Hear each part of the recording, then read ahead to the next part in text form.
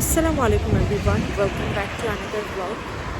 So আজকে প্রচণ্ড বৃষ্টি রাস্তায় আর অনেক ঠান্ডা, কিন্তু আসলে আমরা একটা ইন্টারন্যাশনাল ইভেন্টে যাচ্ছি, আমার মেয়ের স্কুল প্রোগ্রাম। সো ওখানে যাচ্ছি। সো এটা মূলত আসলে বাচ্চারা যে যার দেশকে রিপ্রেজেন্ট করবে, বাট আমার একটু মনটা খারাপ কারণ আয়ারল্যান্ডটা সিলেক্ট হয় নাই এবারের মতো। বাট তারপর আমি ওকে নিয়ে যাচ্ছি যে না থাক, কিছু দেখে হয়তো কিছু জানতে পারবে, কিছু শিখতে পারবে। সো ব্লগটি দেখার জন্য আমার সাথেই থাকবেন। সো চলে আসছি আমরা ভেন্যুতে। সো আজকে আমাদের যেখানে প্রোগ্রাম ছিল সেটা হচ্ছে royal regency banquet hall. So এখানে শুধু স্কুল প্রোগ্রাম না, অন্য কোনো পলিটিক্যাল পার্টিদের প্রোগ্রাম বা পিঠা উৎসব যে কোনো অনুষ্ঠান এখানে হয়। সো আমি সবসময় এটা সামনে থেকে দেখেছি, বাট এটা আমার কখনো ভিতরে যাওয়া হয়নি। ফর দ্য ফার্স্ট টাইম আমি ভিতরে গেলাম, আর প্রথমেই ঢোকার সাথে সাথে দুজন টিচার এরকম এন্ট্রি নিল। সো যে যার দেশের সাংস্কৃতিকমূলক গানে মানে অংশগ্রহণ করছে। তো যাই হোক, এই ভিডিওটা লাইভে শেয়ার করেছি।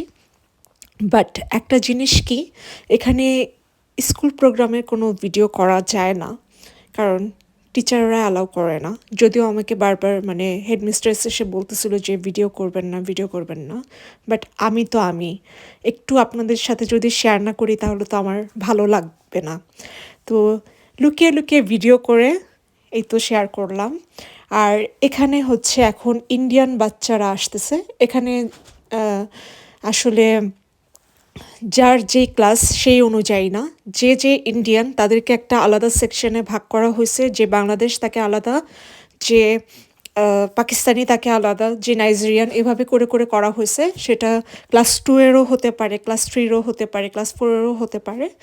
সো আমার মনটা একটু খারাপ ছিল, আমিও আরামিতার জন্য আসলে ফর্ম সাবমিট করেছিলাম, বাট আনফর্চুনেটলি ওর হয়নি। আর এখানে একটু কারণও ছিল, কারণ আমাকে যখন ফর্মটা দেওয়া হয়েছিল তখন সাথে সাথে আমার সাবমিট করা উচিত ছিল, বাট আমি সাথে সাথে করিনি, যার কারণে ও সিলেক্ট হয়নি।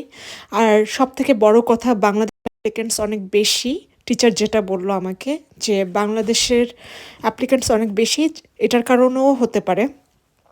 যাই হোক, এবার না হয়েছে তো আগামী বছর হবে ইনশাল্লাহ, আশা করি। আর এখানে মোটামুটি সব দেশের পতাকাই সাজানো ছিল, যেহেতু এটা আসলে নিজের দেশকে রিপ্রেজেন্ট করা হবে মূলত এই অনুষ্ঠানে। এই কারণে আসলে বিভিন্ন পতাকা দিয়ে ডেকোরেশন করা হয়েছে। আর এখানে অনেক অনেক খাবারের আয়োজনও ছিল, অনেক কিছু, নট অনলি খাবার, অন্যান্য জিনিসেরও আয়োজন ছিল। কিন্তু